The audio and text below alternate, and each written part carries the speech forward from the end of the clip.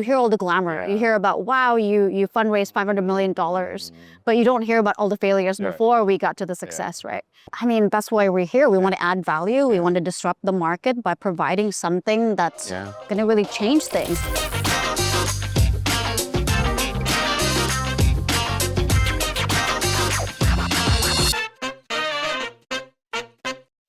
We're here at Money 2020 Asia today, and I'm very pleased to be joined by Tessa, who is the co-founder of Xendit. Now, because Xendit is an amazing company, it represents the Southeast Asia growth story. If I remember correctly, you guys have over 500 million in funding, and of course, you're well over $1 billion, which makes you a fintech unicorn. Thank you for joining us, Tessa. Welcome to the show. Thank you. Thanks for having me. Happy to. So maybe we can begin by beginning at the beginning, right? Right. Take us back to the start of the whole founding story, the founding journey of Xendit. Right. Well, that's a very long time ago. So we began in 2015. So there are 4 co-founders, and 3 out of the 4 met at Berkeley, did a hackathon together, and then got into Y Combinator. It was then that the 3 co-founders decided that, hey, payments is the way to go. And went to Asia to enable cross-border payments via, at the time, Bitcoin. Obviously, 2015, it was a little bit too early probably for cryptocurrency. Because that was a bit of a struggle, we actually pivoted more than once. I mean, which is super important because for a lot of startups, you hear all the glamour. You hear about, wow, you fundraised $500 million, but you don't hear about all the failures before we got to the success, right? So we pivoted from Bitcoin remittance to then the Venmo Southeast Asia.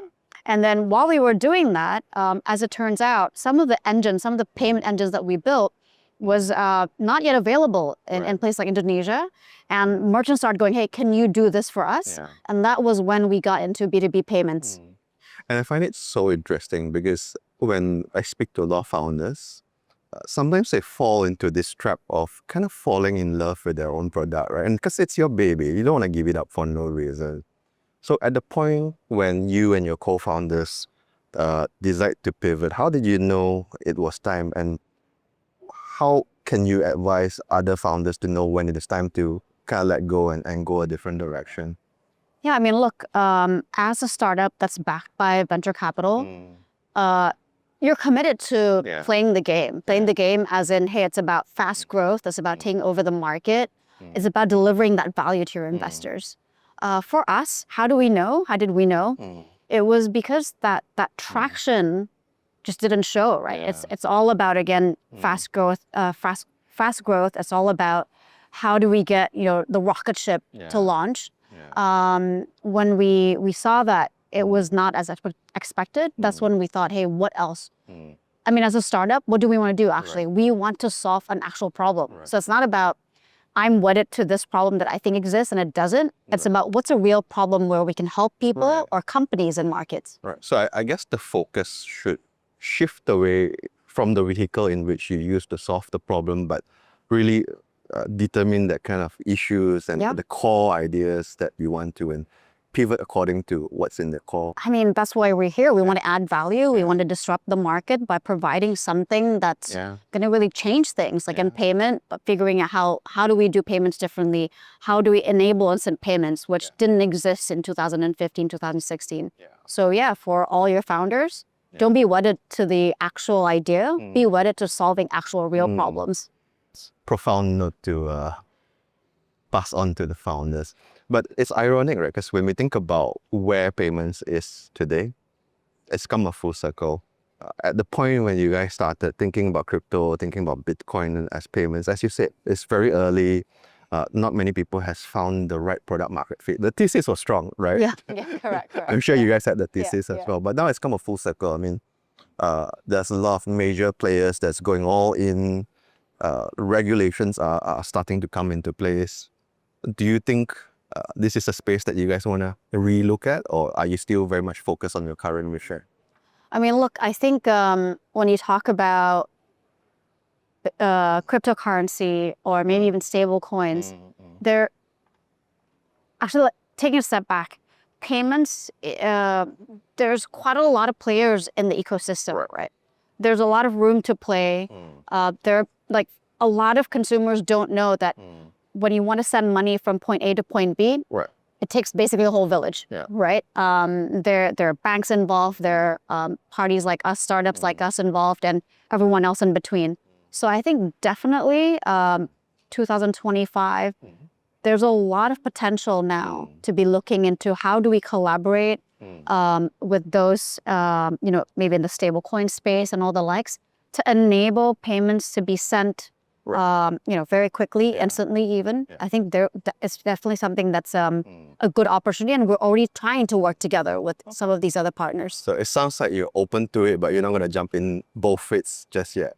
I mean, look, we're in Southeast Asia. Fiat is still the way to go. Fiat being, your good old currency, right? Traditional currency, government-backed. I think it's always going to be there.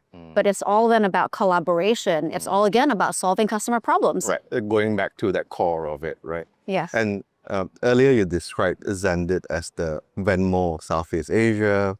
And a lot of media coverage, when they describe Xendit, they also say it's the Stripe of Southeast Asia, which I guess when you start out, it's a nice little moniker to give people a sense of, oh, okay, that's what they do, right? But now that you're 10 years in, do you think this whole description is useful, or do you think it misses some of the nuance about what you guys do and what you deliver to the market? I mean, I think we're always proud to be compared to a Stripe, right? We aspire to be a Stripe. But I think you make a really good point in that, look, Stripe plays in a space that's very much cards-based, cards-focused. So it's very different than Southeast Asia, where we're working a lot with what we call APM, alternative payment methods, which are not alternative here, right? It's like the payment method. It's a little bit more fragmented, but we're seeing it starting to consolidate. Doing payments, things like QR code-based payments, bank transfer. It's just a very unique and different space to be. Dealing with e-wallets and all the likes as well, I think is extremely unique. So we're playing in a space where payments is a lot more complex. There are many integrations to do. We can't just integrate to a Visa or MasterCard. We have to integrate to every partner, every e-wallet, every bank in all the countries where we are operating right now. So yes, we are kind of like a Stripe, but we'd like to think that in Southeast Asia, we're adding extremely strong value prop that's very different than a Stripe. And also very unique to the ecosystem, the challenges, and the partners that we have in Southeast Asia, right? And I think it's so interesting because I remember listening to some of your earlier interviews, and you said that some of the challenge that you guys wanted to solve is because Southeast Asia has a very low credit card penetration, all those kind of things. But I feel like that's almost not the case anymore, right? There's like so many more. Very much the case. Really? I mean, think about it. I'm Indonesian. Right. Just a year ago, I tried to apply for a credit card, got rejected more than once. Really? Yeah, me, right? I finally had to call the bank, which we were partnering with, and I went, hey, like, what's going on? You guys wouldn't even approve me for a credit card. All I want is to be able to stay in a hotel when I'm traveling to Bangkok. So if we think about it, credit card penetration is still low. So in 10 years, that still hasn't really changed that much. I don't think so, not that much. It depends on which market. Right. But a place like Indonesia, Philippines, still quite the same. And I think maybe it's because there's still a lot of room to improve for fintech. Or for financial services. There are things like financial inclusion. There's such a thing about understanding who is Tessa. Why should the bank give Tessa credit? I think that's still. There's still a lot of challenges, which is amazing for a player like Xendit. Yeah, I would think like 10 years in, the conversation might be a little bit different, right? And I guess for startups, we go through a journey, right? And as you said, a lot of people don't see the kind of pain and the suffering behind the 500 million and the 1 billion valuation. Has there been a time in your journey in Xendit where you guys felt like this is it, this is our existential crisis, we might not make it tomorrow? Many times, yes, for sure. In the early days, for sure. What was the most memorable one? And how did you guys get out of that funk? Gosh, I think, when we first started, obviously, there's this whole thing about hacking it till you make it. Right. And we didn't, at the time, we had another startup who helped us out with our ledger, internal ledger. And this startup at some point couldn't handle the number of transactions that we were doing because we were growing so fast. Right. And we basically crashed their system. You want to say it's a good problem, but it's also a terrible problem as It's well. a good problem, but it's all a terrible problem. I remember we went down for, I think, close to 2 hours. And we thought this is it. Payments, everyone wants that instantly, right? Everyone's calling us up, yelling at us. And, actually the startup founder who was helping us out, I think he was in a different country and he was still asleep or something like that when the fire occurred. And we were like, you got to get up and help us out. And I think not quite contactable. But I guess we then sort of figured out how to build our own internal ledger then for that particular set of payments. And we were able to recover and learned a lot from that. At least the next person you call will be awaker. Yeah, exactly. But at that point in time, there were moments where you kind of look at people around you.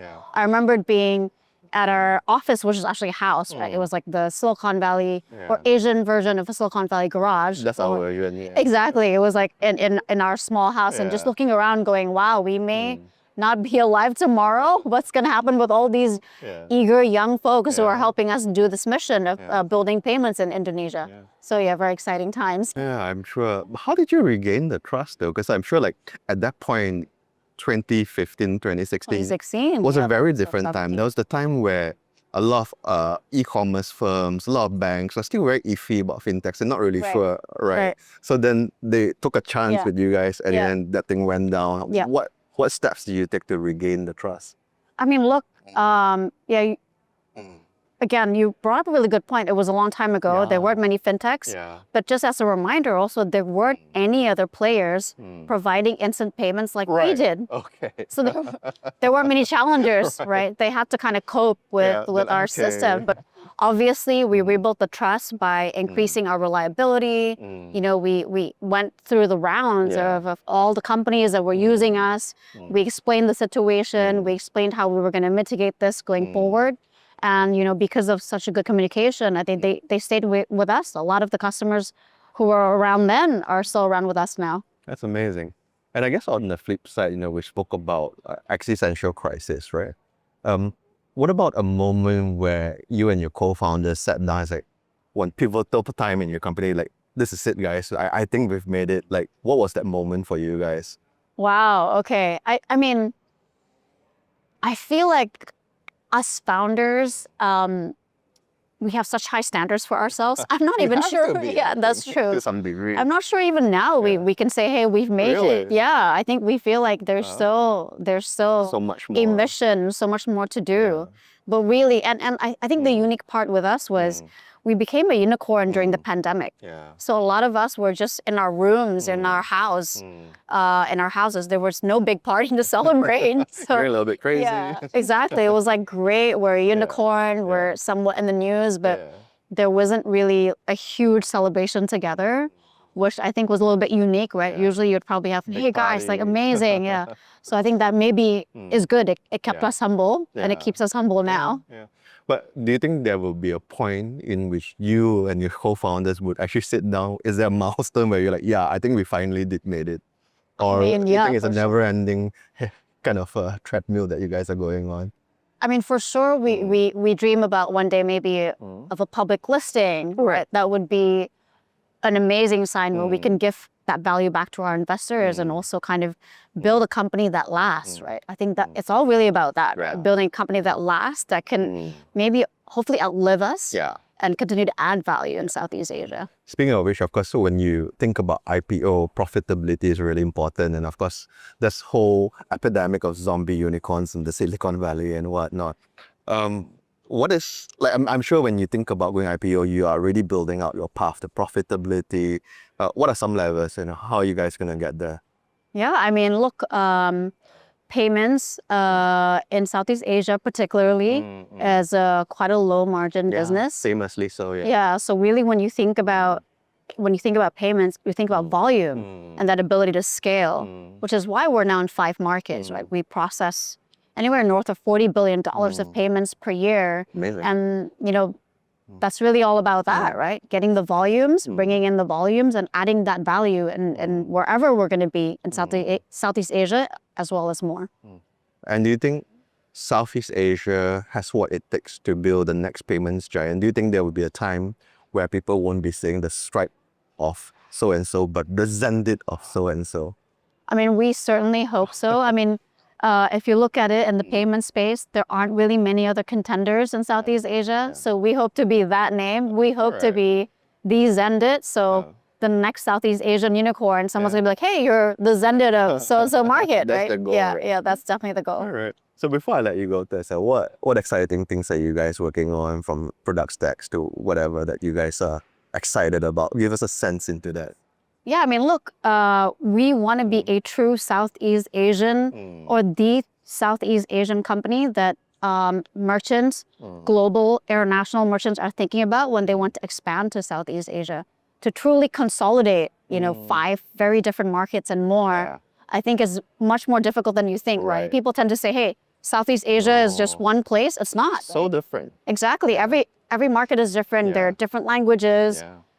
Different cultures, different partners. And we really want to be that company that's building, truly aggregating all the payment methods across Southeast Asia. We also want to be the fintech player that's going to be here for merchants in order to enable them to go digital, whether it's payments, whether it's through lending, whether it's through any other supporting infrastructure builds, like building banking as a service, card issuing. We're very excited about all those things, and hopefully we can provide that for our merchants. Great. Amazing. Thank you for sharing your story with us. No worries. Thank you for having me again.